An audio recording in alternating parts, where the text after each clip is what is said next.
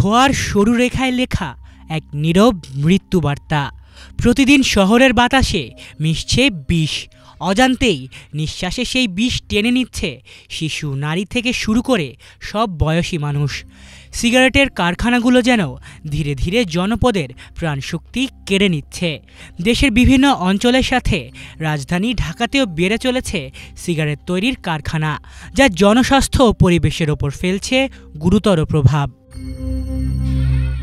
বিশেষ করে মহাখালী ডিওএইচএস এলাকার ব্রিটিশ আমেরিকান টোবাকো বাংলাদেশের তামাক কারখানা থেকে প্রতিদিন বাতাসে নিকোটিন সহ ক্ষতিকর রাসায়নিক উপাদান ছড়িয়ে পড়ছে, যা শিশু, নারী ও বৃদ্ধদের স্বাস্থ্যের জন্য ভয়াবহ হুমকি আকারে দেখা দিয়েছে। এরই মাঝে পরিবেশ বাঁচাও আন্দোলন পবা এবং বাংলাদেশ পরিবেশ আন্দোলন বাপাসহ বিভিন্ন সংগঠন এ বিষয়ে উদ্বেগ প্রকাশ করেছে। অবিলম্বে কারখানাটি আবাসিক এলাকা থেকে সরিয়ে নেওয়ার দাবি জানিয়েছে তারা। স্থানীয়রাও এ নিয়ে অভিযোগ তুলছে।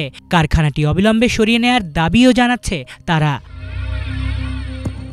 বিশেষজ্ঞরা বলছেন, এই এলাকায় তামাক কারখানার কারণে বায়ু দূষণ, শব্দ দূষণ এবং যানজট বৃদ্ধি পাচ্ছে, যা স্থানীয় বাসিন্দাদের দৈনন্দিন জীবনে ফেলছে নেতিবাচক প্রভাব। আপনারা জানেন, ব্রিটিশ আমেরিকান টোবাকো মহাখালীর যে ডিওএইচএস এলাকায় অবস্থিত, এটা একসময় জঙ্গল ছিল। হাইকোর্টে একটা অর্ডার আছে যে নতুন করে বাংলাদেশে কোনো তামাক কোম্পানি করা যাবে না।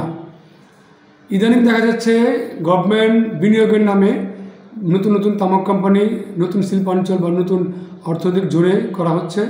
তো আমরা এর তীব্র নিন্দা জ্ঞাপন করছি এবং অবিলম্বে নতুন কোনো তামাক কোম্পানি যাতে বাংলাদেশে স্থাপন করা না হয়, এই ধরনের বিষাক্ত কারখানা যাতে বাংলাদেশে না হয়, এর প্রতিবাদ জানাচ্ছি এবং এর জন্য আমরা জোর দেওয়া। পরিবেশবিদরা বলছেন, তামাক চাষ ও প্রক্রিয়াজাতকরণে ব্যবহৃত রাসায়নিক পদার্থ মাটি ও পানির গুণগত মান নষ্ট করছে। সার্বিক পরিবেশের জন্য এটি মারাত্মক ক্ষতিকর। সরকারের কাছে দাবি উঠেছে, জনস্বাস্থ্য ও পরিবেশ সুরক্ষার জন্য মহাখালী সহ অন্যান্য আবাসিক এলাকা থেকে সিগারেট ফ্যাক্টরি অপসারণ করা হোক এবং তামাক নিয়ন্ত্রণে কঠোর নীতিমালা প্রণয়ন করা হোক। আলিফ চৌধুরী, বাংলা ভিশন, ঢাকা।